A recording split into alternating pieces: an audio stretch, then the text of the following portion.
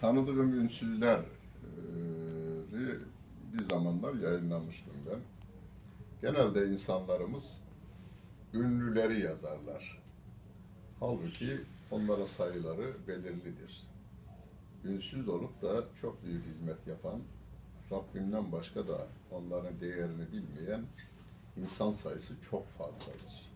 Onlardan ben birkaçını yazdım. Tamirci Selim. Tamirci deyip geçmeyin. Tamirciler fakirlerin, orta hallilerin yan direğidir. Onlar göçmesinler diye yandan destek verirler topluma. 17 Ağustos 1999 günü saat 03.02'de meydana gelen 7.4 şiddetindeki Gölcük merkezli deprem bölgesine ülkemizin ve dünyanın her tarafından yardımlar akarken Çanakkale'den bir adam daha geldi Gölcük'e. O bir ayakkabı tamircisiydi. Televizyonlar verdi onu. Sırtında taşıdığı tezgahını harabe şehrin harap bir yerine kurdu ve depremzedelerin ayakkabılarını ücretsiz olarak orada tamire başladı. Benim bahsedeceğim tamirci bir başka tamirci. Onun işi ince işler. Ama kendisi pos bıyıklı, iri yapılı bu tamirci ince işleri tamir eder.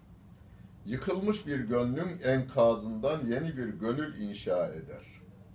Ama tabii ki tamir edilmiş bir gönül olur. Tamir edilen bir gönül, tamir edilmiş bir gönül olur. Sakın gönül yıkmayın. Tamir edilse bile çizgi kalır. Yıkılmakta olan aile yuvalarını tamir eder. Gelinle kaynana arasını bulur. En önemli yaptığı şey hatır yapmaktır. Ben onu bir Ramazan ayında iftar saatinde Merkez Camii'nin önünde tanıdım.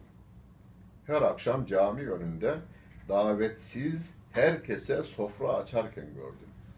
Yolcuymuş, yerliymiş, zenginmiş, fakirmiş hiç fark etmez.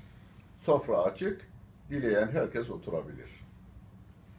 Hocam bu tamirci çok zengin olmalı diye hatırınızdan geçmiş olabilir. Cömertlik için zenginliğe hiç ihtiyaç yok. Bu tamircinin dükkanı 1 metrekarelik kulübeydi. İçinde günlük geçimini sağlamaya çalışan bir tamirciydi. Ben kulübesine vardığımda beni kendi iskemlesine oturtur, kendisi kapının önüne çıkar ve öyle konuşuruz. Kulübe 2 kişiyi almazdı. Ramazan ayı gelince her akşam evden 1 litre zeytinyağı ile 1 kilo zeytin ve 1 limon alarak Merkez Camii'nin önüne gelir. Tertemiz yıkadığı 2 tabağı devamlı olarak camide durur. Akşam namazından sonra caminin önüne sofrayı serer. Bir lisenin katibi de onun yardımcısıdır. Her akşam yerli ve yolcu birkaç tane misafiri olur. Eskiden gaz ocağı tamir edermiş. Şimdilerde çakmaktan saate kadar evde bozulan her şeyi tamir ettiği gibi çocukların oyuncaklarını da ücretsiz tamir eder. Benim bir hafta yaptığım 6 vaazı hiç ihmal etmeden katılır.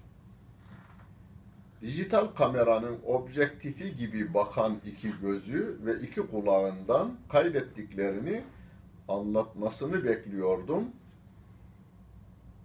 Öğrendiğime göre kimseye bir şey anlatmazmış. Ancak yanına uğrayanlar, hoca bugün neler anlattı dediklerinde, o sabah kahvaltısında yediklerini anlatırmış. Onlar da yahu biz sana kahvaltını sormadık, yediğini niye anlatıyorsun dediklerinde, benim dinlediklerimin sana ne faydası var? Sabah yediklerimin sana faydası var mı? Yok. Benim dinlediklerimin sana ne faydası var? Sen de gel ve sen kendine uygun olarak dinle hocayı dermiş. Yıllardır camiden, cemaatten uzak kalmış, yanlış akımlara kapılmış insanlardan birini camiye gelmeye ikna ettiğimde bu haberi şehrin her tarafına yayacak esnaf takımım vardı. Tamirci de bu görevi çok iyi yapıyordu. Kulübenin önünden geçen herkesi tanır. Onu yanına çağırır. Duydun mu filan yarın Merkez Camii'de cuma namazı kılacakmış. Git bu haberi mahalle kahvesinde, evinde tanıdığın herkese söyle dermiş. Şehrin temiz, dürüst, iyi insanlarını ve iyi işlerini tanır. Kötülük yapanları tanımazlıktan gelir. İyi haberler yayar. Kötü haberleri duymazlıktan gelir. 2002 yılının yaz mevsiminde ziyaretine gittim. O çam yarması gibi dimdik duran vücudu toprağa eğilmeye başlamış. Kucaklaştık, konuşmadan bakıştık. Ayrılırken özledim hocam. Her cuma öncesi iyi ve güzel haberler yaymayı özledim dedi. Ellerde neler varmış demeyin. Siz de durumunuza uygun işler yapın, yapabilirsiniz, deneyin.